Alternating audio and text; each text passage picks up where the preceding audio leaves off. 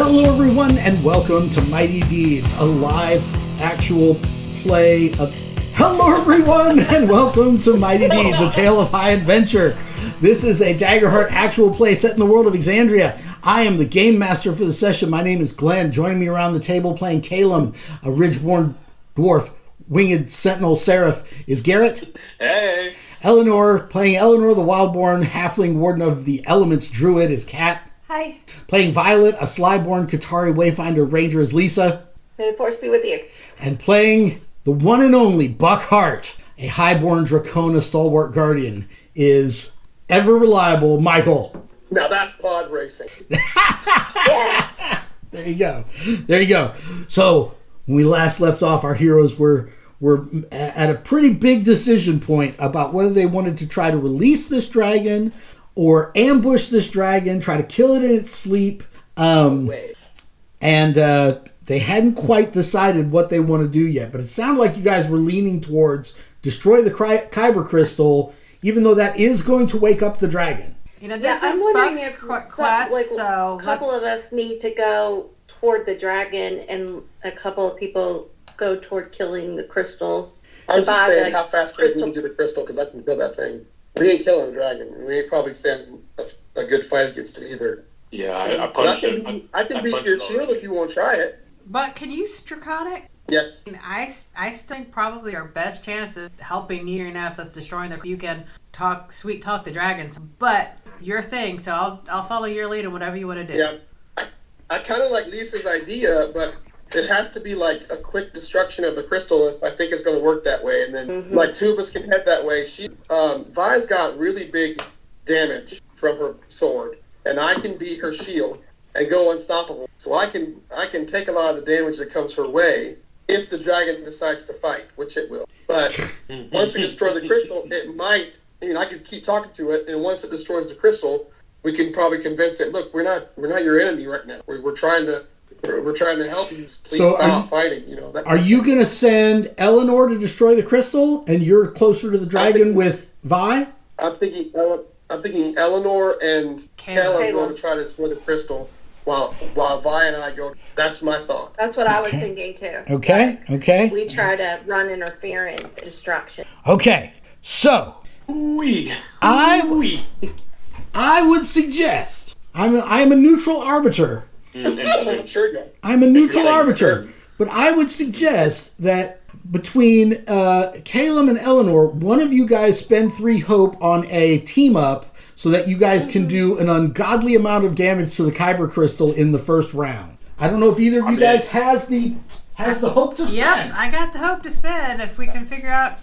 I think you can do much more melee damage than I can as well.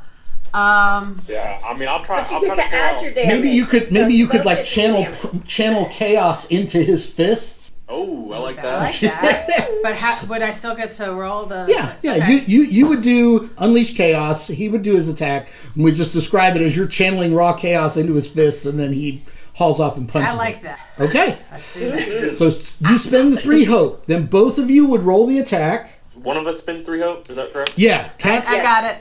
Eleanor is spending the hope. So now you both roll the attack separately, just like a normal attack. To hit, right? Yes. So you're like attacking with your fists. Yeah. Well, then I will spend a hope for Seraph Warrior. Good idea. And then I'm gonna try to do everything I can. I'll try to forceful push the crystals. Yeah. Yeah. Smart. Put more force into it, and then 13 with hope. Well, I can do the other thing if I hit. Okay. All right. 16. Hope or fear? Oh wait, no, 19. 19 because okay. I Seraph Warrior. 19. There you go. With hope. Okay. So you both mark a hope. A 19 hits. Now you both roll your damage, and we add them together and see if you guys can take this thing down in one hit. If you can't, the dragon is going to attack your friend.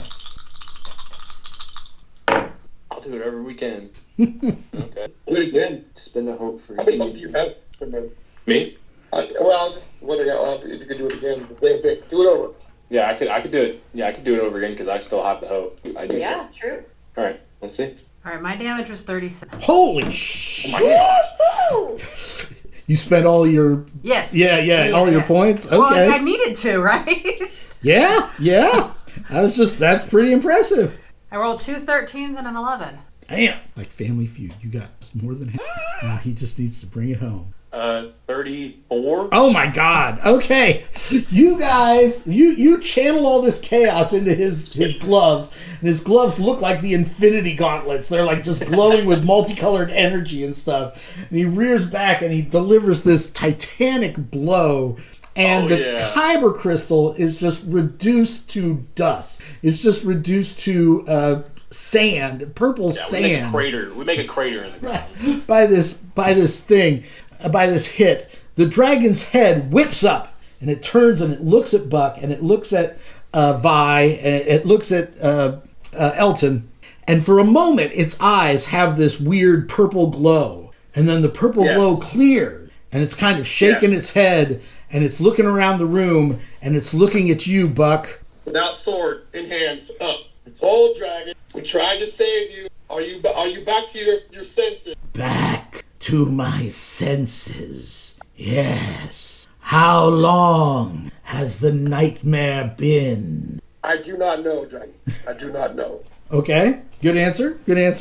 I might have to look at my phone. I think, is it 600 years? Jeez. A long time. Yeah. When did you last come, dragon? When did you last get here? That's a good question. So this was, let's see. So we are in 837. Yeah, it's been around 800 years, since the Age of Demons, which is... So I would say that. Okay. This place was here 800 years ago, and it's been abandoned 800 years, so that long? Tell me your name, little Dracona. I'm called Buckheart. You may call me Icing Death. Icing Death. Icing Death. I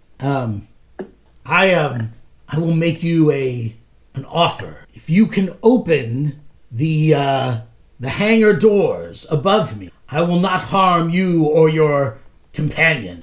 Caleb can fly up there and do it. Well, it's closed right now. I have to go all the way back out, right? That's true. Yeah, but I mean, you've cleared all the obstacles between here and the controls. Yeah, I was like, I'll do it. And I'm voting for you because you can fly and you're probably faster at moving than we are, and you can just. I'll give it a solid thumbs up. So as he goes to do that, Icing Death starts to explain to you what's going on. So the she refers to the. I'm pretty sure it's the Lords of Dust. Give me just 1 second. Yes, the Lords of Dust. These are immortal Rakshasa lords who have been around since the original war between the dragons and the demons and the Rakshasas. A group of them called the Bleak Council have continued fighting a shadow war against the dragons in the time since the Age of Arcanum. Okay? They thought it was... It suited their dark sense of humor to force a dragon to guard their temple, since my species battled theirs so many centuries ago. But Icing Death does not know what the point of this temple is or why they had her here guarding it. Okay. Wow. Do I tell him? Do I tell her? Is it her you said? It's a her? Yeah. Player to player, do I tell her the whole why we're here for the prophecy? Ooh. I mean, I think so. Like, I'm gone. Then yes. Garrett's like, I'm not there, so I get to not make this decision. If I come back and you're all dead, you know. Look, I can cast invisibility. You go ahead. Oh no! Guys got killed by the dragon. Garrett's like, I'm in a hallway too small for this dragon to go into, so you tell her whatever you want, man. I'm good. I tell her that the dragon prophecy had something about Heart's heart, and that's I had a a letter saying I should take my grandfather's petrified heart to this place and something about. Do you tell her the name Arid Arastrix Sariv? Yeah. Okay. So she has heard of Arid Arastrix Sariv. She doesn't. She knows what the draconic prophecies are, but she's never heard of Heart's Heart. She doesn't know anything about that passage. But she has heard of Arid Arastrix Sariv, which was a weapon that the Rakshasas were trying to create, some kind of magic, very powerful magical artifact that they were trying to create. And the war ended, much like the Nazis trying to get nuclear power. The war ended before they had a chance to finish it. Right. And she thinks it would be hilarious if you guys were able to finish it and, use it to destroy the Rakshasas, or maybe just kind of spread destruction and stuff. She's all in favor of destruction and chaos. So she thinks that's great. Destroying the Rakshasas sounds great. And as you guys are having this conversation, the doors, and Garrett, when Calum gets back to that well chamber room, right where the bloody well was that was behind the secret door, you can remember that hole in the wall. You can hear them talking through that hole in the wall, and it's like acoustically perfect to bring sound from the dragon room into this room. Does that make sense? Yeah. Okay. So then she spreads her wings out and she gives a maniacal laugh, and then she beats her wings and she flies up through the opening. Maniacal laugh. All right. Awesome job, guys. Awesome job. And you didn't even have to fight the white dragon that I spent so many hours painting.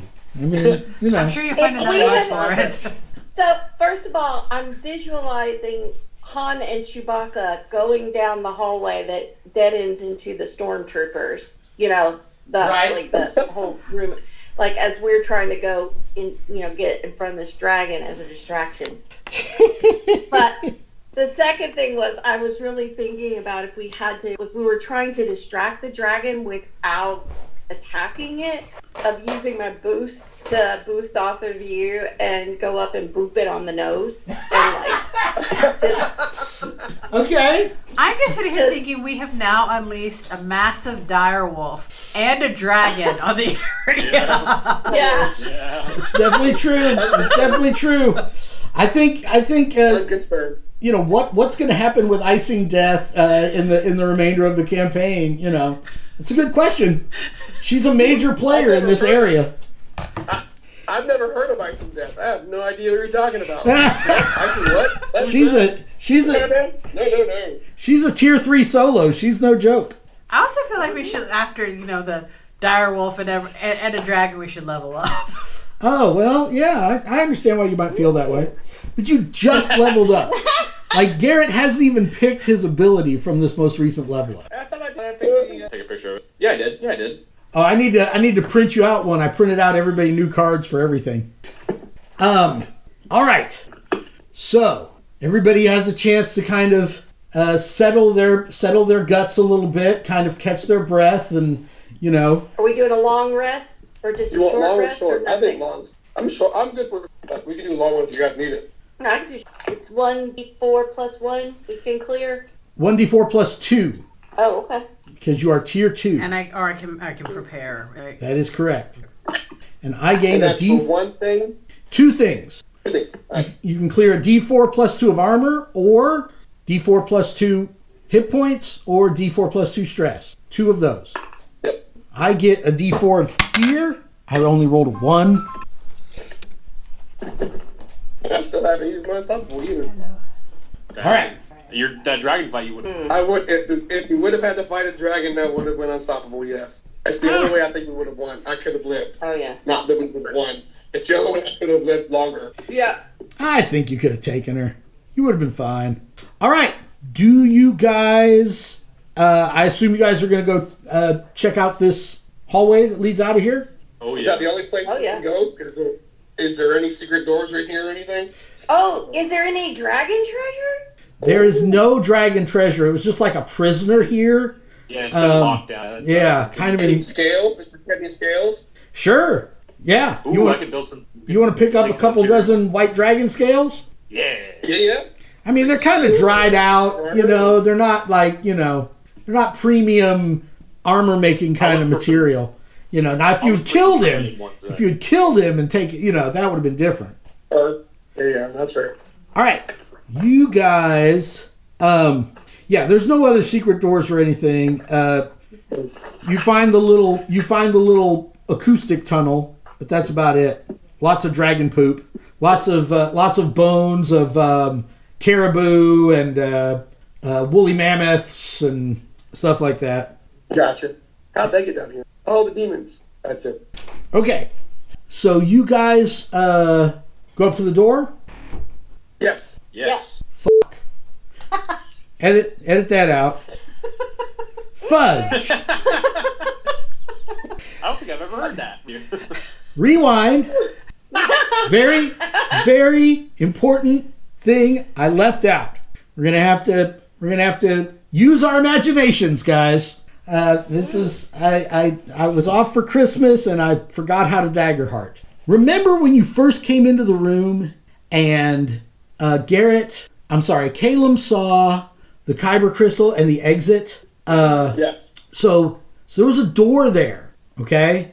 But when you pointed it out to Buck did not see a door. He just saw the cave face. Oh. He does not see the door that the rest of you see. Everybody else, once you talk to the dragon and everything else, everybody sees the door out of here except Buck.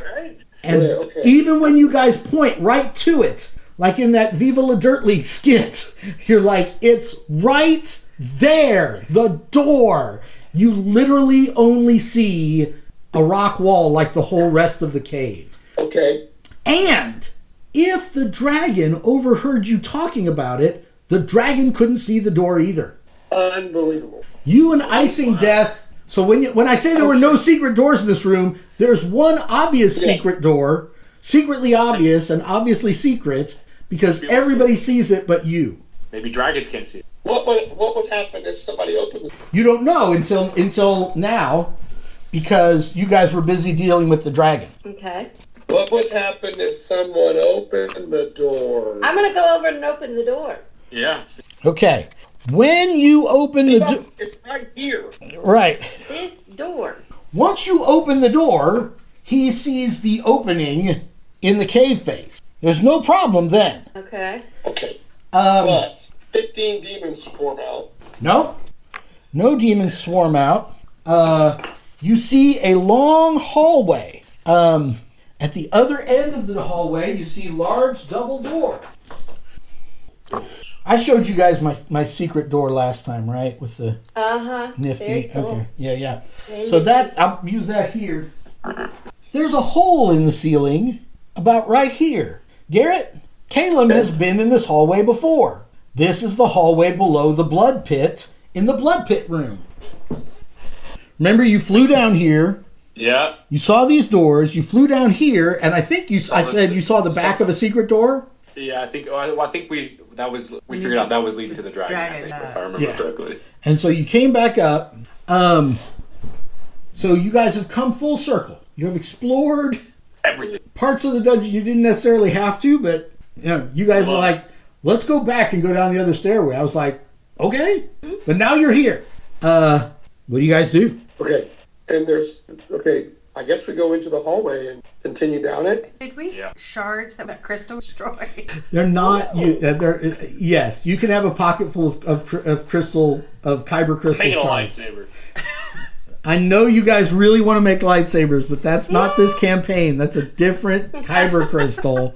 I have nothing else of these shards. They are. They're pretty. Maybe we can use them to money from the There you go. We make jewelry with them. Look, they're really valuable. All right.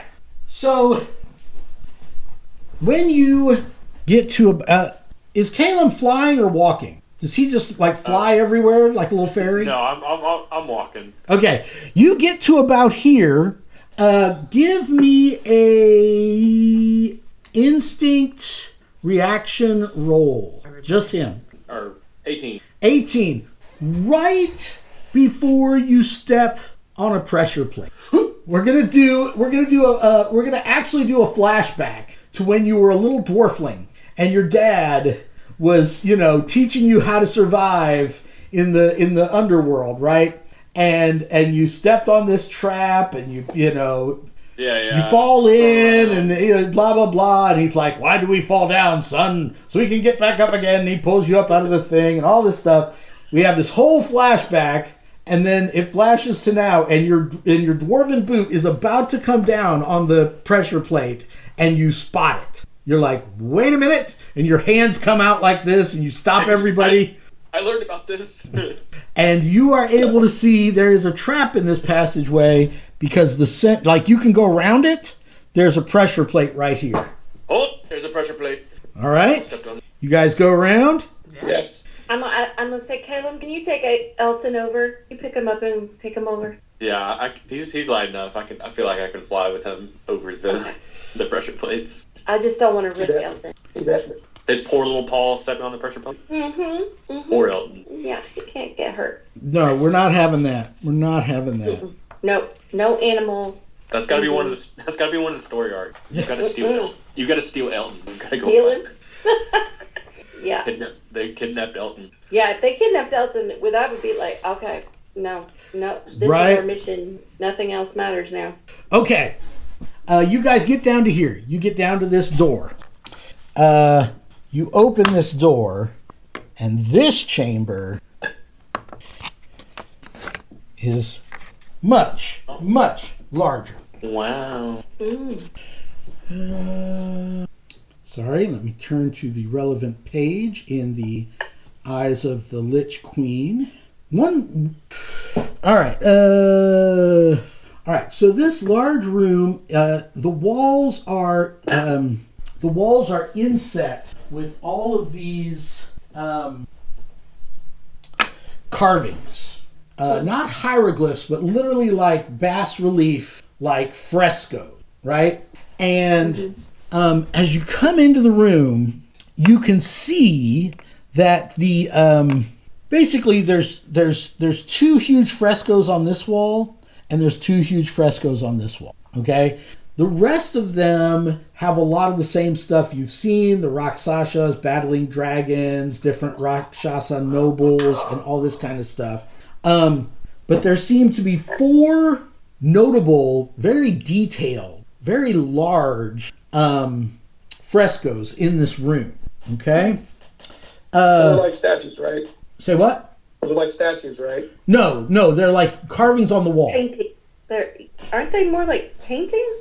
In this case, they're carvings. They're like bas relief. Okay. There are 4 kind of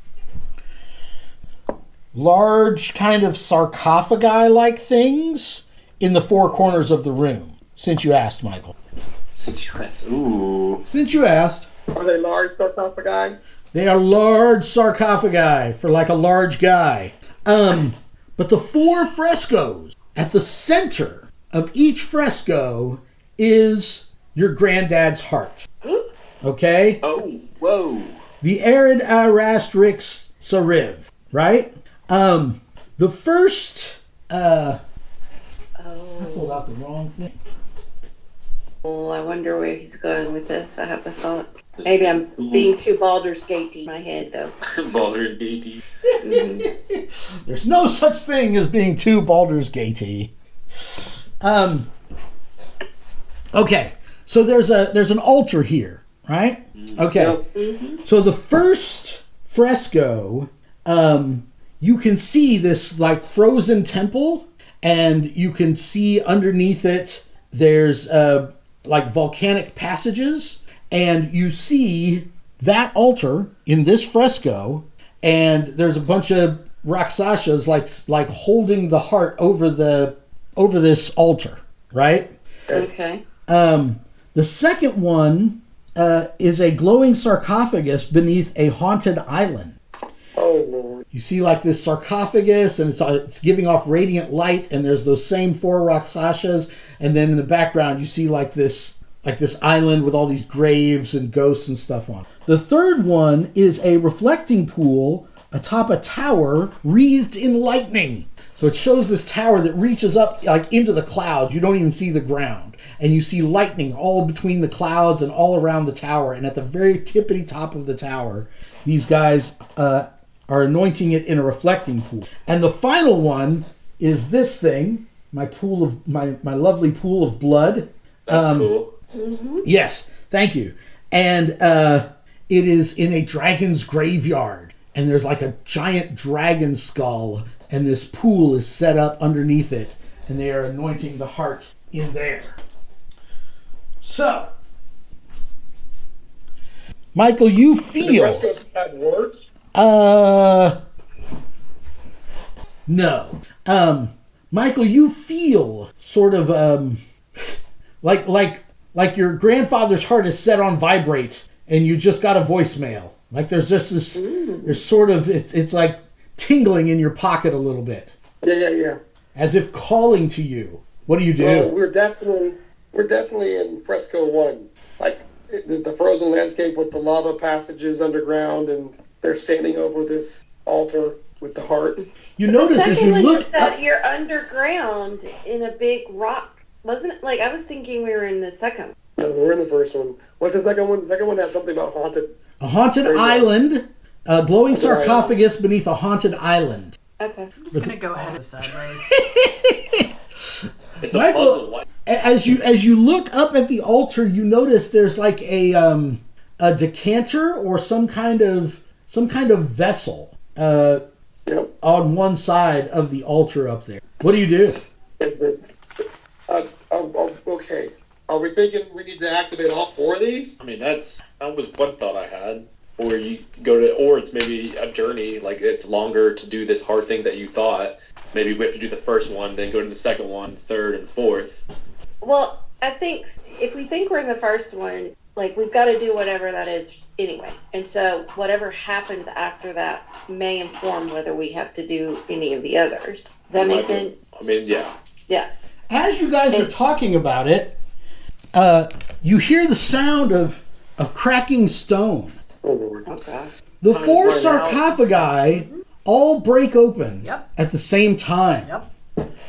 Out of each one comes one of these mummified gorilla creatures. Wait. If you take a look there, Kat, you can see what they can't, which is they have like 4 glowing orange eyes above a mouth of needle-sharp teeth. Yep. Yeah. I said I would turn it into a bear before it went sideways. Yeah, well, I hate to be that predictable, but here we are. Well, I honestly thought it was going to be the Rakasha or whatever. But you did spread me with that. Yeah. That was going to be they aren't actual Rakshasas. That's true. They aren't actual Rakshasas. Join us next time for more Mighty Deeds.